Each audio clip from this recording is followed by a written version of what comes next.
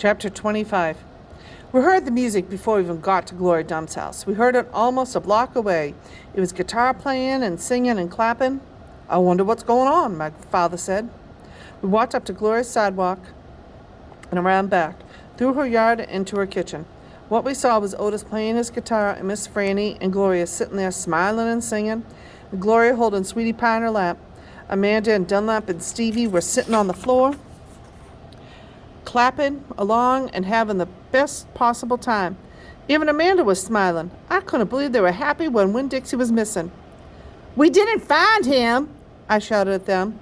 The music stopped and Gloria Dump looked at me and said, "Child, we know you didn't find him. You didn't find him because he was right here all along." She took her cane and poked at something under her chair. "Come on out of there," she said. There was a snuffle and a sigh. "He's asleep," she said. "He's plumb wore out." She poked around with her cane again, and when Dixie stood up from underneath her chair and yawned. "Winn Dixie!" I hollered. "Dog!" Gertrude squawked. Winn Dixie wagged his tail and showed me all his teeth and sneezed. I went pushing past everybody. I dropped to the floor and wrapped my arms around him. "Where have you been?" I asked him. He yawned again. "How did you find him?" I asked. "Now there's a story," said Miss Franny. "Gloria, why don't you tell it?"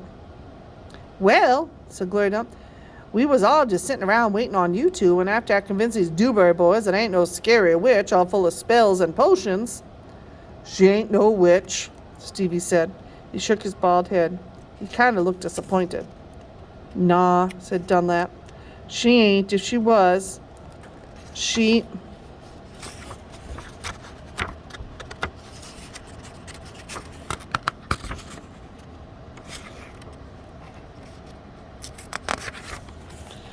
"would have turned us into wood toads by now," he grinned. "I could have told you she wasn't a witch. Witches don't exist," said Amanda. "They're just myths." "All right now," said Gloria. "What happened was we got through all them witchy things, and when Franny said, 'Why don't we have a little music while we wait for you two to get back?' And so Otis played his guitar, and ooh-wee, there ain't a song he don't know. And if he don't know it, he can pick it up right quick if you hum it to him. He has a gift." Gloria stopped and smiled over at Otis, and he smiled back. He looked all lit up from the inside. "Tell what happened," Sweetie Pie said. Tell about that dog." "So," said Gloria, "Franny and me, we started thinking about these songs we knew from when we were girls, and we got Otis to play them, and we started singing them, teaching the words to these children." "And then somebody sneezed," Sweetie Pie shouted.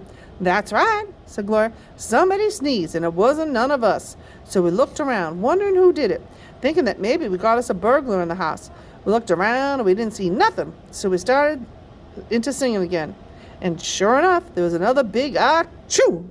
Sounded like it was coming from my bedroom. So I sent Otis in there. I said, 'Otis, go on in there and see who was sneezing.' So Otis went, and do you know what he found?" I shook my head. "Winn Dixie!" shouted Sweetie Pie. "That dog of yours was all hid underneath my bed, squeezed under there like the world was about to end. But he was smiling like a fool every time he heard Otis play the guitar, smiling so hard he sneezed." My daddy laughed. "It is true," Miss Franny said. "It's the truth," said Stevie.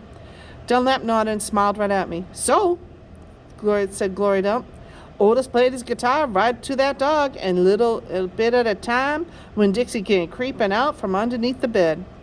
"He was covered in dust," said Amanda. "He looked like a ghost," said Dunlap. "Yeah," said Sweetie Pie, "just like a ghost."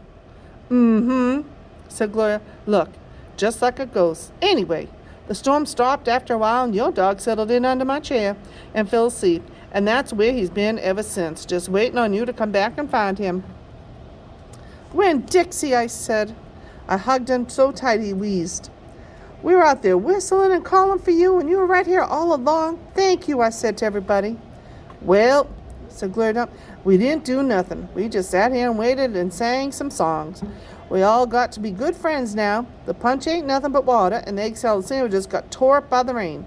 You got to eat them with a spoon if you want egg salad, but we got pickles to eat and litmus lozenges, and we still got a party going on." My daddy pulled out a kitchen chair and sat down. "Otis," he said, "do you know any hymns?" "I know some," said Otis. "You hum it," Miss Franny nodded her head, "and he can play it." So my daddy started humming something, and Otis started picking it out on his guitar, and Winn Dixie wagged his tail and lay back down underneath Gloria's chair.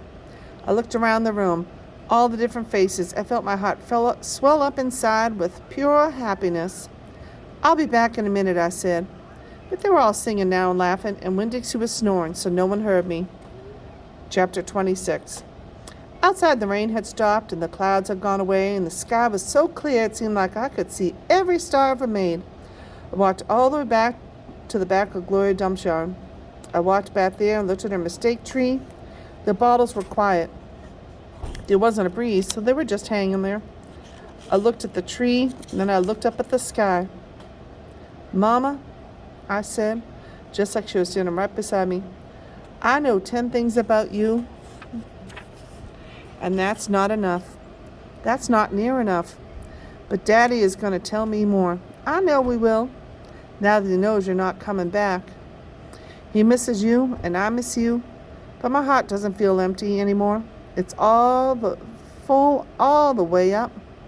I still think about you, I promise, but probably not as much as I did this summer."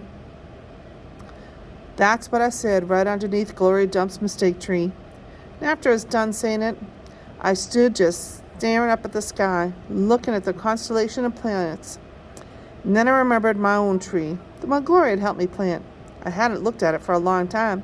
I went crawling around on my hands and knees searching for it, and when I found it, I was surprised at how much it had grown. It was still small, still looked more like a plant than a tree, but the leaves and the branches felt real strong, good, and right.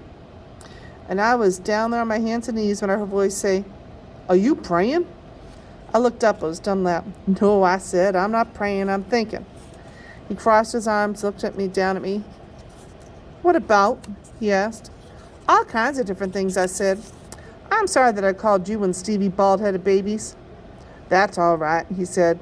"Gloria told me to come out here and get you." "I told you she wasn't a witch." "I know it," he said. "I knew it all along. I was just teasing you." "Oh," I said. I looked at him close. It was hard to see him good in the dark yard. "Ain't you ever going to get up?" he asked. "Yeah," I said. And then he surprised me. He did something I never in a million years thought a Dewberry boy would do. He held out his hand to help me up, and I took it. I let him pull me to my feet. "I'll race you back to the house," Dunlap said, and he started to run. "Okay," I shouted, "but I'm warning you, I'm fast." We ran, and I beat him. I touched the corner of Gloria Dump's house right before he did. "You shouldn't be running around in the dark," said Amanda. She was standing on the porch looking at us. "You could trip over something." "Oh, Amanda," said Dunlap, and he shook his head. "Oh, Amanda," I said too. And then I remembered Carson, and I felt bad for her. I went up on the porch and took hold of her hand and pulled her on her. "Come on," I said. "Let's go inside." "India Opal," Daddy said when me and Amanda and Dunlap walked in. "Are you here to sing some songs with us?" "Yes, sir," I said. "Okay, I don't know what that many songs." "We'll teach you," he said. He smiled at me real big. It was a good thing to see. "That's all right," said Gloria Dump. "We will." Sweetie Pie was still sitting in her lap, but her eyes were closed. "Care for a litmus lozenge?" Miss Franny asked, passing me the bowl. "Thank you," I told her. I took a litmus lozenge and I wrapped it and put it in my mouth. "Do you want a pickle?" Otis asked, holding up his big jar of pickles. "No, thank you," I said. "Not right now." When Dixie came out from underneath Gloria Dump's chair, he sat down next to me and leaned into me the same way I was leaning into my daddy. And Amanda stood right there beside me, and when I looked over at her, she didn't look pinch-faced at all to me. Dunlap cracked his knuckles and said, "Well, we going to sing or what?" "Yeah," Stevie echoed. "Are we going to sing or what?" "Let's sing," said Sweetie Pie, opening her eyes and sitting up straight. "Let's sing for the dog." Otis laughed and strummed his guitar, and the flavor of the litmus lozenge opened in my mouth like a flower blooming, all sweet and sad. And then Otis and Gloria and Stevie and Miss Franny and Dunlap and Amanda and Sweetie Pie and my daddy all started to sing a song, and I listened careful so I could learn it right.